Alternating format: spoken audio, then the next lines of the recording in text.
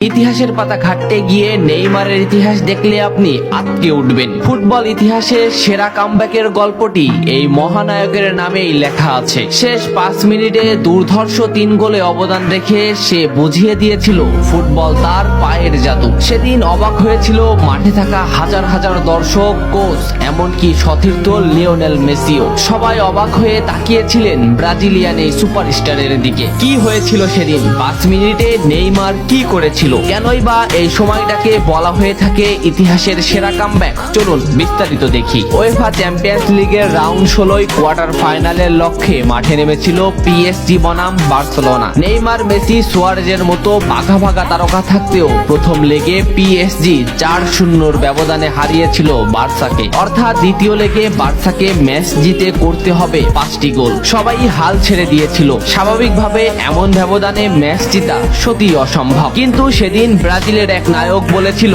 এটা সম্ভব, আমরা এটা করে দেখাবো। যেভাবেই হোক না কেন আমরা দলকে ম্যাচ জেতাতে চাই। 2017 সালের 8 মার্চ অনুষ্ঠিত হয় এই ম্যাচের দ্বিতীয় লেগ। ম্যাচের শুরু থেকেই ক্ষিপ্ততা আর দক্ষতা দেখাতে শুরু করেন নেইমার। এই ম্যাচে যেন আবির্ভাব হয় কোনো এক নতুন নেইমারের। এই নেইমারকে তো কেউ চেনে না। ম্যাচের 3 মিনিটেই লুইস সুয়ারেজ পেয়ে যায় প্রথম গোলের দেখা। এরপর নেইমারের ক্ষিপ্ততায় একের পর এক আক্রমণ সাজাতে থাকে বার্সা। এদিন যেন নেইমারকে কোনোভাবেই আটকাতে পারছিল না পিএসজি। নেইমারকে আটকাতে একের পর এক ফাউলই বেছে নিয়েছিল তারা। ম্যাচের 40 মিনিটে লেভিনের আত্মঘাতী গোলে বার্সা পায় দ্বিতীয় গোলের দেখা। ম্যাচের 50 মিনিটে ক্ষিপ্ত থাকা নেইমারকে ডি বক্সের ভিতর ফাউল করে ফেলে দেওয়া হয়। এতে বার্সা পেয়ে যায় পেনাল্টিতে গোল করে দলকে এগিয়ে নেন লিওনেল মেসি। তবে যেমনটা ভাবছিলেন এই ম্যাচের গল্প ফুটবল বিধাতা তেমন ভাবে লেখেননি। 62 মিনিটে বার্সার কফিনে শেষ প্যারাটা পুড়ে দেন এডিনসন কাভানি। এতেই স্তব্ধ হয়ে যায় ক্যাম্প নু।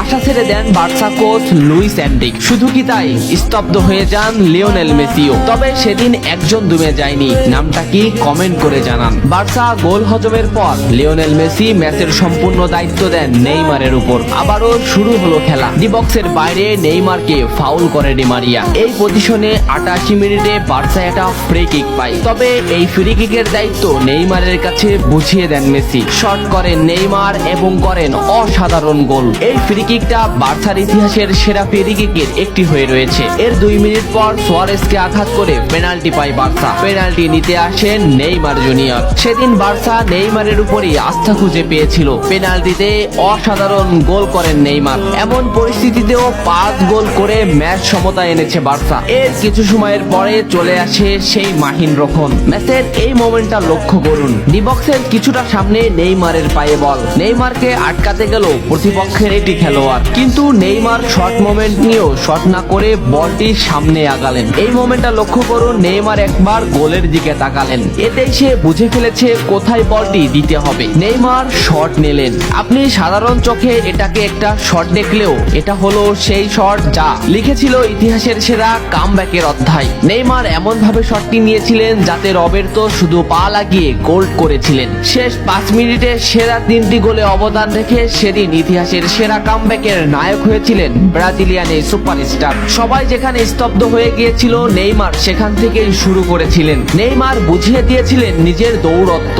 ইতিহাসের সেরা কামব্যাকটা বার্সা নেইমারকেই উৎসর্গ করেছিল। এ ম্যাচে নেইমারের পারফরমেন্স ছিল আকাশচুম্বী। মাঠে থাকা দর্শকরা শুধু নেইমারের দিকেই তাকিয়েছিলেন। নেইমার এমনই, যখন জ্বলে ওঠে তখন সব পুড়িয়ে দেয়, সব তছনছ করে ফেলে। ইতিহাসের সেরা কামব্যাকের নায়ক সেদিন পিএসজি কে হারিয়ে বার্সার সমর্থকদের মুখে হাসি ফুটিয়েছিলেন। বার্সা ফ্যানরা কি এদিনের কথা ভুলে গেছে? নেইমারকে ভোলা যায় না। নেইমারের এই অবদানের কথা ভুলতে হলে ফুটবলকেই ভুলতে হবে। ফুটবল আর নেইমার এমনই, এরা আপনাকে কাঁদাবে, হাসাবে, আবার কখনো কখনো অসম্ভবকে সম্ভব করে দিবে। নেইমার সেদিন অসম্ভবকেই সম্ভব করেছিলেন। ভিডিওটা কেমন লেগেছে অবশ্যই জানাবেন। এত সময় সাথে থাকার জন্য ধন্যবাদ। নেক্সট ভিডিও আসছে খুব তাড়াতাড়ি।